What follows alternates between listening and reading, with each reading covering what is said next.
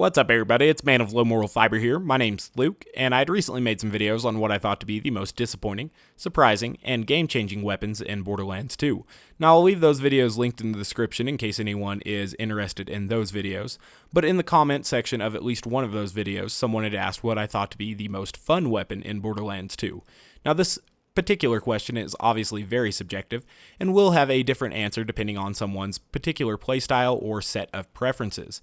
Now, for me, someone who plays as Sniper Zero and enjoys Sniper Zero, the answer to this question was pretty clear. There is one weapon that I think is absolutely more fun to use than any other weapon, and that is the legendary Vladof Sniper, the Lyuda.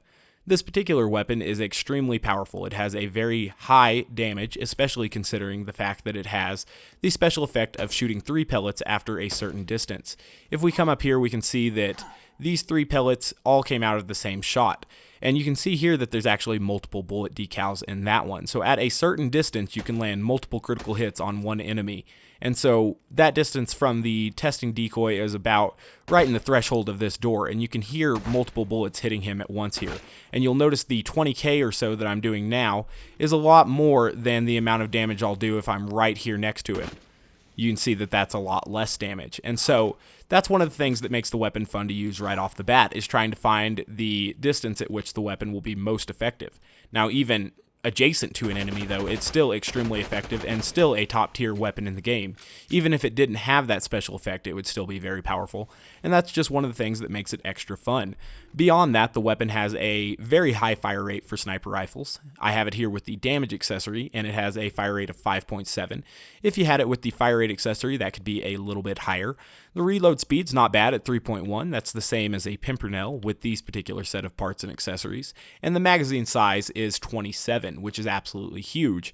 And you can see that snipers can only hold 132 sniper rounds at one time, unless you're wearing a stockpile relic. So that's obviously increased to 32 with that one with the gun. And so that makes the weapon have a very large magazine size. You can actually only really get, I guess it would be a little over 4 magazines before you are completely out of ammo. And so that's one of the things that makes it kind of fun. You have to kind of watch your ammo count with this weapon, especially coupled with its high fire rate. But the thing that I find most fun about this weapon is its synergy and relation with the skill Critical Ascension. Critical Ascension is the capstone to Zero's sniper tree, and when Borderlands 2 first came out, the skill was viewed by some as weak, but it was only really viewed as weak because it was completely unnecessary. Enemies couldn't really take multiple critical hits from a sniper from any character, especially Zero with the rest of the perks in the sniper tree. And so people didn't really view Critical Ascension as necessary or even an integral part of Sniper Zero gameplay in any capacity, and a lot of Sniper Zero builds didn't even include Critical Ascension at that point in time, because enemies couldn't take 5-6 critical hits at a time like they can now, that Ultimate Vault Hunter mode and higher level cap and even overpower levels have been introduced to the game. And so the addition of more game modes and a higher level cap has made enemies much more resilient, much healthier. And as a result of that, Critical Ascension has become a much more critical part, there's a pun there, of Sniper Zero gameplay. And so we'll take this weapon out to Southpaw Steam and Power and try to use Critical Ascension effectively. Now, when using Critical Ascension, I guess I should show you some of this real quick. You may have noticed there that as soon as I entered that menu for the vending machine, my Critical Ascension stacks decreased to nil. But if you read what Critical Ascension says, it says that this effect can stack up to 999 times. You'll never get that high. But it also says stacks slowly decay if you haven't scored a critical hit in a while. And so let's look at how slowly they decay and how exactly they classify a while. So we have 26 stacks right now, and after about, 5 or 6 seconds, these stacks will start to decay at approximately 1 stack per second. And so you need to get another critical hit to stop the decaying, and again, after 5 or so seconds, they'll start decaying again. And so trying to manage Critical Ascension with the Lyuda is what I find to be extremely enjoyable and fun to use about this particular weapon. Now, if you switch to a non-sniper rifle, go into a pause menu, a vendor menu, really any type of menu, even use a ladder, all of your Critical Ascension stacks will decay to 0, and they'll all go away, and then you'll be dealing a lot less damage. And so that's not something that is very desirable. And so as a result of that, you're forced to play in a certain way to get the maximum effect out of the skill Critical Ascension. And that's what I find to be extremely fun about the Lyuda. It forces you to play quick, but absolutely requires you to get Critical Ascension or critical hits very quickly as well. And so you'll notice here that the weapon is very powerful. I can get enemies killed with this weapon very easily. That guy's all disappeared. We're not going to wait for him, but here's what I said about the ladder decaying your Critical Ascension stacks. So now that we're here to the main section of enemies, we'll try to kill enemies as the antagonist blocks my shot here. We'll try to kill enemies with critical hits fairly quickly so that we don't lose all of our Critical Ascension as we, work through these enemies and stuff. And you are required to get some cooperation from enemies in some way when using this weapon, to try to get your critical hits easily and stuff. And some enemies don't take critical hits quite as easily as others. And those enemies are obviously tougher to take out with this weapon. But when you are able to get critical hits with this weapon and stuff, you'll tear through enemies very, very quickly. And it is quite fun to use. Now, I'll need to get a critical hit here to maintain my stacks, but I am low on health, so I have to be careful not to take too much damage either. I really wanted some transfusion trails to come to me from that flaming lunatic, but they didn't, so now I need to get them from over here. And the balancing act of playing quickly and killing quickly and still staying alive is something that is very enjoyable to me. It requires you to think, about how you're going to maintain your Critical Ascension stacks, how you're going to approach certain enemies, and requires you to do it quickly, because otherwise you will run completely out of Critical Ascension, and that is obviously very undesirable because it lowers your DPS tremendously. But if you're able to kill quickly, get critical hits quickly, then it's very fun to maintain this amount of Critical Ascension. So these guys are coming now. I tried to find that one Marauder that is about, but I had trouble finding him, so now I'm relying on these little bomber lunatics to try to get my Critical Ascension. And they're, pretty quickly approaching here, but I also have to concentrate on killing One and not letting that other Marauder kill me as well. And so that actually works out really well. And you also have to keep an eye on how much ammo you have, because, like I said earlier, you can really run out of ammo very, very quickly. So now that I killed this guy, I'm going to have to run forward here. You may feel the need to scavenge for ammo at this point in time, or take a small reprieve from the enemies. But if you do that, all of your Critical Ascension stacks are going to go away. And so this forces you to really kind of get to the next enemies quick, move quickly. Not really rely on those ammo boxes, but rely on enemy dropping ammo, because otherwise you're going to completely run out, which is obviously undesirable. And so what we're trying to do is just get critical hits as quickly as we can and play quickly here. It's absolutely imperative that we play in this particular play style in order to use this weapon most effectively. And that's what I find most fun about this. It forces you into a weird play style that you aren't going to see too many other places, especially in this game or in gaming in general. There's not too much really high-paced sniper gameplay that I see like this in any other game. And the variety of enemies that the game's going to give you and stuff really just adds to the fun. We have a ton of these little Marauders right now, so I might die, which would be very, very bad. So we'll try not to do that, but we're going to, unless we...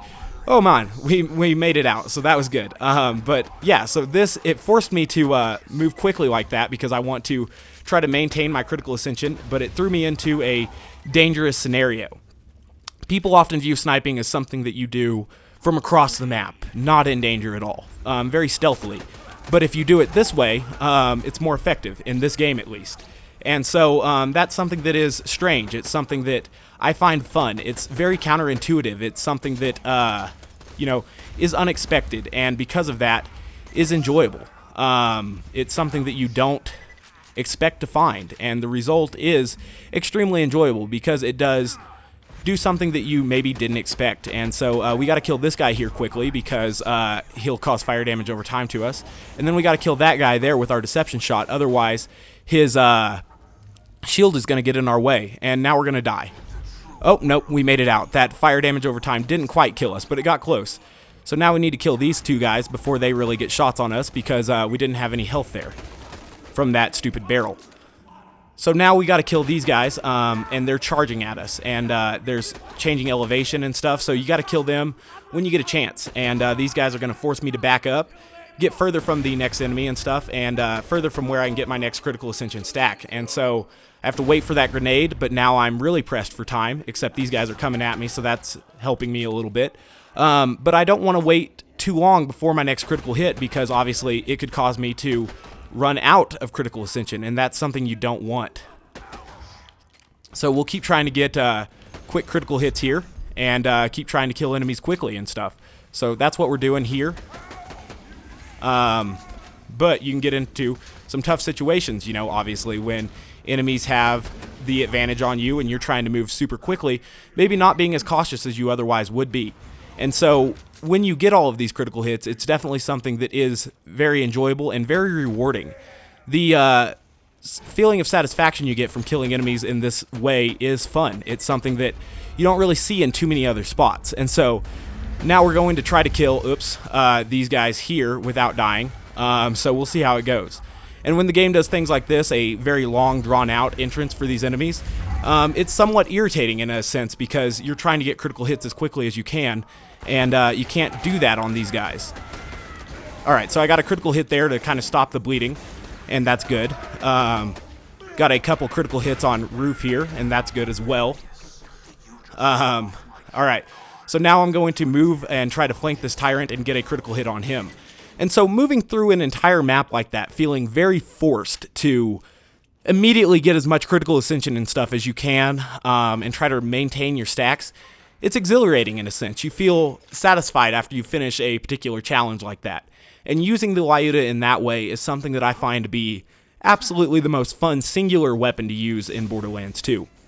I don't think I really even used another weapon the entire time we came through here. And we got a Gub at the end of this, so that's kind of cool. We got a legendary there, and we got an E-Tech and another purple, so that was a pretty cool chest for us. And that was pretty sweet. That's a good way to finish a good run like that. And so now we killed all of the enemies in this map using Critical Ascension, and we made it all the way back to the start before all of our Critical Ascension decayed. And so that's something that is pretty neat. You know, it's very fun to use like that. Now that went pretty quickly here, so I'm going to show you one more map with this weapon. We'll do robots this time, so I'll be back in just a second, and we'll be going to the Washburn Refinery. I need to go get a drink and stuff. Alright, see you soon. Alright guys, so we're back here in the Washburn Refinery now. This is the map where I first kind of fell in love with the Lyuda. This particular map is very, very easy to snipe for critical hits. It is all loaders, and for the most part, it's all loaders that are pretty easy to get critical hits on. There are no Sergeant loaders, there are some Bull loaders, there are no Ion loaders, but for the most part, these enemies are going to be extremely easy to acquire critical hits on. And the enemies are fairly quick-paced, and you'll be able to get a lot of critical hits in this particular map. So, as we work through here, we'll probably be able to get stacks higher than we would be in any other map. And like I said, some maps don't really allow for this type of gameplay and stuff, because enemies aren't as easy to get critical hits on. But in a map like this, and to a lesser extent, you know, Southpaw Steam and Power and other bandit-heavy maps, you can really use the Lyuda to extreme effect. And this weapon is very fun to take out raid bosses with as well, which I haven't even brought up yet, but is another reason why I very much like this weapon. And you can just see that getting critical hits on these loaders that have multiple fairly large critical hit sections and stuff is very, very easy, and it will allow you to get multiple critical hits. So we've already got a badass loader. You usually don't get a badass loader here in this first room, but that's fine. It will allow us to carry a little bit of Critical Ascension up to the next badass loader, who's going to be right around the edge. So we'll be fighting back-to-back badass loaders here, and that's kind of neat. Now, obviously, still same rules apply here. You have to move quickly in order to acquire Critical Ascension. You have to watch your ammo count because of the combination of the high magazine size and high fire rate. If you're missing shots, you might not do that well, but if you manage to hit your critical hits in a timely fashion, you'll be able to get critical hits and get your Critical Ascension up, and that's very cool. It's very enjoyable to do that. So, obviously, once you knock off an arm or whatever, you have to move to a different arm, an eye, or a hip joint in order to get your next critical hit. And so, it's not as if it's just incredibly easy to get critical hits on these guys. Well, it is incredibly easy, but it has its own set of parameters and challenges as well. So now we'll kill these exploders as quick as we can. You can see that at this amount of Critical Ascension, we just absolutely wreck enemies. This is a map that I pretty much enjoy. I don't know if anyone really likes the Washburn Refinery as much as I do. I like the quick pacing. I like that it's varied in some capacity every time, but at the same time still offers some level of consistency. That's kind of a weird thing to ask for it to be varied and consistent at the same time. But it's one of the reasons why I like this map. It's kind of a unique map. You can run through most of it, but you're required to fight through this part of it. There are obviously an opportunity for 2 boss fights in this map and a raid boss fight if you would like it as well. And so that's kind of cool. But you can see there that we just absolutely wrecked those enemies. And so when you do really well with the Lyuda, the fact that it just lets you face roll enemies is kind of fun. But it's not so overpowered of a playstyle that you can do it with your eyes closed or something. You actually need to pay attention to what you're doing and get critical hits. You're still not invincible by any means. Your actual survivability is fairly low in some senses because you don't really have a moxie weapon to recover health. You don't have, you know, some of the options that other characters have to recover health and stuff. This is a very strange playstyle in some ways if you compare it to other characters. Now, it's weird that we got a second badass loader in here. That is something that, like a second extra badass loader, that's actually a pretty rare run in the Washburn Refinery. I've done plenty of them, but not often do you get a badass loader in both the first room and the this room as well. That's strange. And obviously, we'll be fighting a few more badass loaders before we finish this. So, badass loaders galore in this particular run of Washburn Refinery, which is pretty cool. Another exploder here. We'll kill him. Still have plenty of ammo, and so that's good. Obviously, when you kill enemies, when you're low on a particular type of ammo, you're going to get extra ammo from them, and so that's good stuff. We'll kill this guy up here now, and as you can see, at 78 rounds of Critical Ascension, things are going to die in one hit, even though we're entering 4-player scaling at this point in time. Enemies are going to be very dangerous now, but with slag and stuff, they should still die fairly quickly. So we'll need to kill Pervy when he comes about, because obviously that shock bolt that he does from his eye is very damaging, and all of these other enemies are pretty damaging as well. So we'll go ahead and knock this guy out now, and we'll move forward. At 82 stacks of Critical Ascension, that is a very high amount. It's something that is pretty cool to get to and stuff, because then you'll just absolutely blow enemies away like this. But you can see now that my Critical Ascension stacks are going to fall a little bit as I get to these badass loaders up here, and hopefully they spawn in a place where I will be somewhat safe for taking them out and at least killing one of them quickly, because they're going to deal a ton of damage.